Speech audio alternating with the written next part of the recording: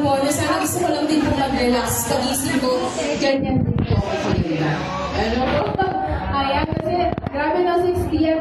birthday niya, pero parang 40 pa lang tayo ngayon, or 50, ano po? 49 pa lang. Ayan, mamaya, gagawin natin yan kasi alam ko mukhang may special yan, ano po, na mga babanggitin tayo, ayan. And now, let's also welcome, ayan, syempre po on your special day. Yan, let's welcome the brother of our birthday celebrant para bigyan siya ng bouquet of flower, Mr. William Enriquez.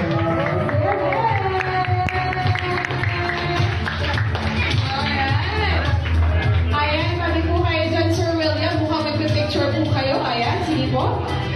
Alright. Isa po yan. Alam po sa talaga naman pong napakaaga nila. Mamimir na talaga ang aga ng table na yan. Talaga naman excited sila para makasama po kayo on your special day today. Alright.